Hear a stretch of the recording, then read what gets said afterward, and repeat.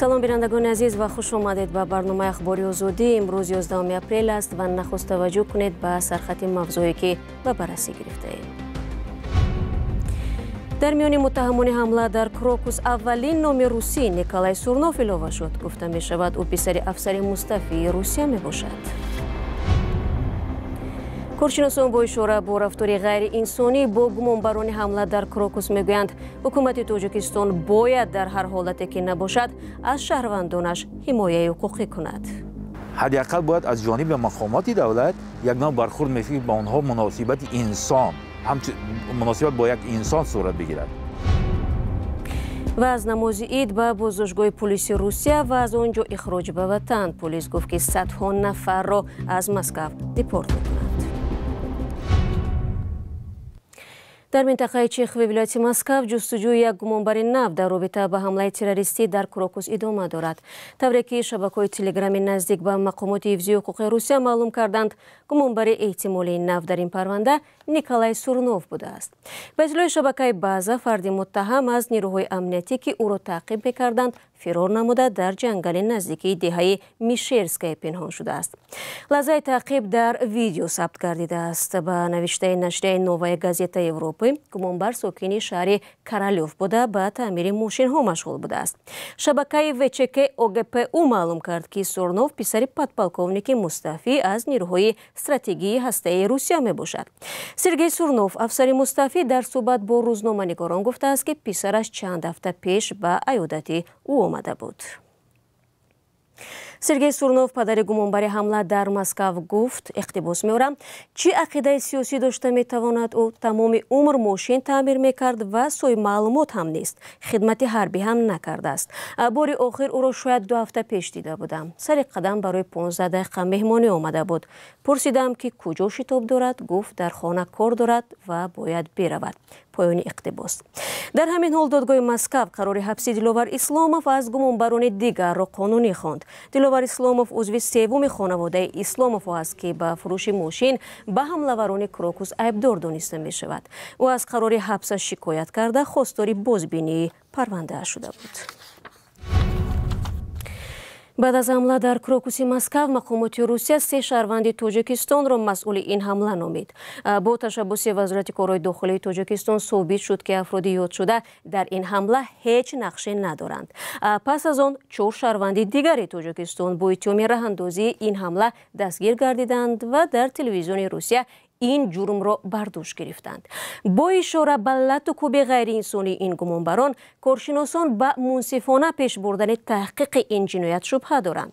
ҳамкорамон Иршод Сулаймонӣ бо ишора ба нақли таҳлилгарон мегӯяд, ҳукумати Тоҷикистон ҳадди ақал ҳимояи ҳуқуқии шаҳрвандонашро ба ҷо наовард. با زیاد شدن شبهه و سر و صداها درباره عاملان حمله به مجمع کنسرتی کراکوس سیتی هال، خبرنگاران رادیو آزادی با سراغ 2 تن رفتند که مقامات روسیه آنها را در لحظه های اول حادثه گمانبر اعلان کرد، اما آنها از صحبت با رسانه ها خودداری کردند. اینجا ما در دهه صناعتی جماعت زال زری ناحیه جلالدین برخی ولایت ختلان قرار داریم. دهه‌ای که نام 2 ساکن آن در لحظه های اولین حمله به تالار کنسرتی کراکوس سیتی هال مسکو در رسانه ها داغ شد. مقامات روسیه در لحظه های اولین اعلان کردند که این 2 ساکن در این حمله گمانبر هستند. رواجالدین اسمانوف و محمد رسول نصرالدینوف. ما تلاش کردیم که با این 2 ساکن صحبت کنیم که چرا مقامات در لحظه های اولین انگشت اتهام بالای اینها اشاره کردند، اما تلاش های ما برای صحبت بی نتیجه انجام یافت.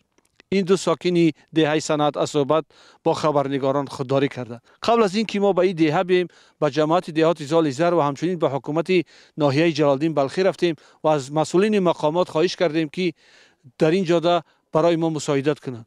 ریاست کارهای داخلی ولایت برینسک روسیه پس از حادثه روز 23 مارد رواجالدین اسمانوف، محمد رسول نصرالدینوف و رستم نظرف را برای صادر کردن جنایتی مخصوصاً وزن متهم و در جستجو قرار داد.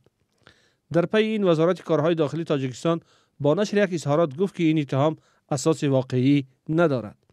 این وزارت با نشر عکس‌های اسمانوف و نصرالدینوف اعلان کرد که آنها هنوز 26 نوامبر سال 2023 از روسیه به تاجیکستان آمده در محل زیست خود قرار دارند. همچنین وزارت کارهای داخلی تاجیکستان در اظهارات گفته بود که نفر سوم رستم نظرف نیز شهروند تاجیکستان است، ساکن ناحیه باختر سابق هالاکوشانیان که عین زمان در شهر سمر فدراسیون روسیه همچون راننده مسافرکش فعالیت دارد. هنگام رخ دادن اکت تروریستی او در شهر سمر بود و به جنایت مذکور علاقمندی ندارد. کارشناسان یک دلیل از صحبت با رسانه‌ها خودداری کردن افراد را که نام آنها با حادثه کراکو سیتی رقم خورده است، این می‌دانند که در این راستا موقع دولت تاجیکستان معلوم نیست. یک نکته مهمی دیگر این است که مثلا موقع دولت معلوم نبود، نهادهای دولت معلوم نبود و معلوم بودن نهادهای دولت جرأت می‌بخشید هم به جامعه هم به آنهایی که با واسطه یا بی واسطه مثلا به قضیه ربط داشتند و همین چیز احساس نکردن. یعنی ما بار دیگر اثبات شد که مثلا نه همیشه میتوانیم از شهروندای خود حداقل از نگاه حقوقی دستگیری کنیم. خب بگذار آنها یک مثلا در همین حادثه ها دست داشتن، حداقل باید از جانب مقامات دولت یک نوع برخورد میفی با آنها مناسبت انسان، مناسبت با یک انسان صورت بگیرد. حمله مرگبار به کراکو سیتی هال در شب 22 مارس صورت گرفت. مقامات روسیه گفتند در این حادثه 144 نفر جان باخته، بیش از 500 کس آسیب دیدند. گروه تندروی دولت اسلامی یا داعش مسئولیت حمله را به دوش گرفت. دادگاه ناحیه بسمند شهر مسکو تاکنون 10 نفر را با گمان دست داشتن در حمله به کراکو سیتی به حبس گرفت. 9 نفر آنها از تاجیکستان هستند و 1 نفر از قرقیزستان. شما برنامه اخباری رادیو آزادی را تماشا دارید.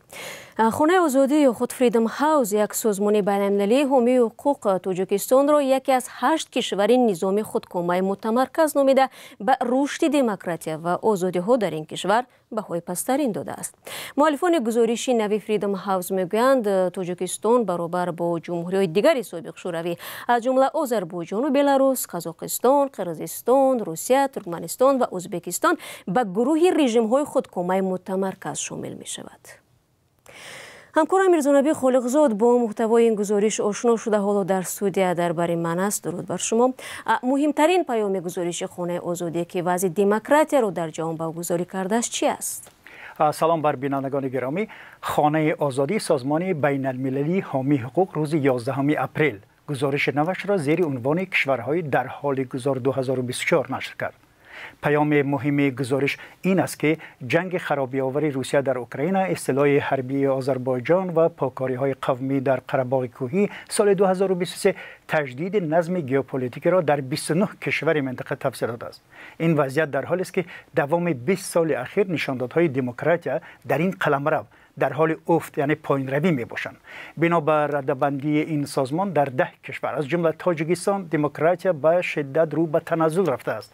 تنها در 5 کشور دنیا نشاندادها در این سمت بهتر بوده است. خب در این گزارش مشخصا درباره تاجیکستان و کشورهای دیگر آسیای مرکزی چی گفته شده است؟ به وضع دموکراسی و آزادی ها در منطقه چگونه بها داده شده است؟ ببینید تاجیکستان را در گزارش خانه آزادی یکی از 8 کشوری دارای نظام متمرکز خودکامه نامیده بر رشد دموکراسی و آزادی ها در این کشور بهای پسترین دادند. یعنی از 7 امتیاز که در ردبندی خانه آزادی بهای بلندترین است، تاجیکستان همگی 1 امتیاز را به دست آورده، 1 زینه بالاتر از ترکمنستان قرار گرفته است. همسایه‌های تاجیکستان قزاقستان، قرقیزستان، روسیه و ازبکستان هم به گروه کشورهای داخل شدند که در پسترین سطح نشاندادهای دموکراسی هستند. به گفته مؤلفان گزارش این رژیم ها فضا را برای دیگراندیشی بسته برای خود شرایط نامحدودی حاکمیت را تامین کردند. در تاجیکستان به باور این سازمان رکود نشاندادها بیشتر به خاطر سرکوب جامعه مدنی مشاهده می شود. در گزارش دیگری که همین سازمان خانه آزادی اخیراً نشر کرد گفته شده است که در تاجیکستان حکومت خودکامه پرزیدنت امام علی رحمان معرکه همگونوسازی یا اسیمیلاسی مجبوری فرهنگی و دینی کمشماران یا اقلیت‌های پامیری ها را توسعه بخشید، چون آنها را به عنوان یک جامعه جداگانه اعتراف نمی‌کنند. اما مقامات در تاجیکستان همیشه ارزیابی سازمان مذکور را بی اساس می‌خوانند و به تاکید می‌گویند که در کشور و حقوق آدمان احترام گذاشته می‌شود. خب برای اصلاح وضع محققان خانه آزادی چی پیشنهاد کردند؟ برای اصلاح وضع باید بگم که در کل منطقه اروپا و آسیای مرکزی به قبل معرفان همین گزارش خانه آزادی نقش دموکراسی عمل کننده خیلی مهم است. این سازمان میگوید باید به اوکراین مساعدت کنند تا به شرطهای این کشور در جنگ پیروز شود و برای این کمک‌های ضروری نظامی و بشری و پولی باید فراهم شود.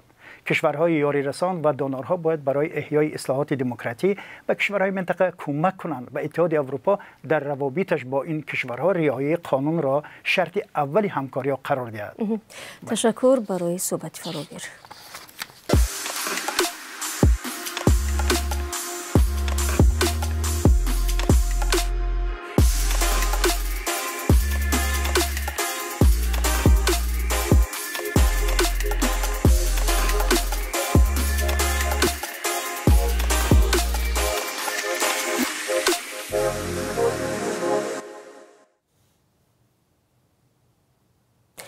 برنامه را ادامه می‌دهم. 2 اپریل زمانی که مسلمانان روی دنیا عید سعید فطر را جشن می‌گرفتند، در شهر یکاترینبورگ روسیه پلیس با گذراندن رید در بین مهاجران ادامه داد. طوری از نوار خود پلیس مشاهده می شود اکنون در روسیه زنان مهاجر را هم مثل اسیران جنگ دست به کتف قدار نموده نمایشگارانه به بازداشتگاه انتقال می دهند. تفتیش حجت ها در بازار تاگانسکریت صورت گرفت و پلیس یک اتوبوس را از مهاجرانی که با سند مشکل داشتند و یا در قید حربی نبودند پر کرده است. در این بین پلیس مسکو هم از نتیجه های ریدی گسترده‌اش اطلاع نشر کرد. تفصیلات در این باره در گزارشی همکارم کامرسیتا. نهادهای حفظ حقوق و ترتیبات روسیه در پی ریدهای چند روز آخر اعلان کردند که صدها مهاجر از مسکو رانده خواهند شد. نیروهای امنیتی روسیه زیاده از 10,000 انشاءات را که در آن شهروندان خارجی کار و زندگی و استراحت می‌کنند، از جمله میدان‌های ساختمان، بازار و قهوه‌خانه‌ها و منزل‌های زیست را تفتیش کردند. در نتیجه این ریدها پلیس بیش از 6,000 قانونشکنی را در سمت مهاجرت آشکار کرده است. حدود 500 کارفرمای مهاجران نیز به جوابگری کشیده شدند. وزارت کارهای داخلی روسیه میگوید که در جریان ریدها 22 نفر را پیدا کردند که در جستجو قرار داشتند. ستاد این اداره در مسکو برای تشکیل مهاجرت غیر قانونی تقریباً 200 پرونده جنایی باز کرده است. مقامات پایتخت روسیه تصمیم گرفتند که بیش از 800 مهاجر را از این کشور اخراج کنند. در کراسنایارسک باشد، پلیس به مهاجران بازداشت شده پیشنهاد کرده است که برای دریافت شهروندی روسیه با وزارت دفاع این کشور قرارداد امضا کنند. به نوشته صحیفه استراژنا نووستی در تلگرام، کارمندان پلیس روز 8 اپریل در کارخانه چوب و تخته و انبار سبزوات رید گذراندند و حجت‌های 32 نفر را تفتیش کردند. در پی این سنجش 13 نفری را که سند نداشتند به شعبه پلیس بردند. از این میان 4 نفر از روسیه اخراج شده، 1 نفر دیگر 3,000 روبل جریمه شده است. در همین حال وزارت کارهای داخلی نواری را نشر کرد که در آن کارمندان پلیس کراسنایارسک به مهاجران دستگیر شده پیشنهاد میکنند که با وزارت دفاع قرارداد بسته با ادای خدمت حربی صاحب شناسنامه روسیه شوند. در خبر گفته نشده است که چه تعدادی از مهاجران دستگیر شده به این پیشنهاد رازیگی دادند.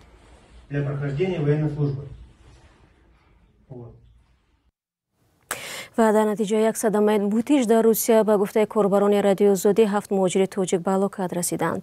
فاجعه در شورای نویه شیلکوفسکی ولایت ریزان به عمل آمده است. بنا به اطلاع وزارت کارهای داخلی، صدمه صبح بر وقت 9 اپریل رخ داد. مصاحبان رادیو آزادی میگویند ماشین بارکشی کم‌از به سبکروی مازدا که در داخلش مهاجران تاجیک بودند برخورده از راه بیرون کشانده است. راننده و همه مسافران ماشین سبکرو در جای حادثه به هلاکت رسیدند. جسدهای آنها حالا در سردخانه نگهداری میشوند. دوستان مهربان، در همین جا برنامه اخباری آزادی را به پایان میبرم. تشکر که ما را تماشا کردید و خبرهای نو را چون همیشه میتوانید در سامانه رادیو آزادی و در صفحه های ما در یوتیوب، فیسبوک، تلگرام، تیک تاک و اینستاگرام پیگیری نمایید. خود را احتیاط نمایید عزیزان و تا ملاقات نوبتی. خدا نگهبانی هر یک شما باشد.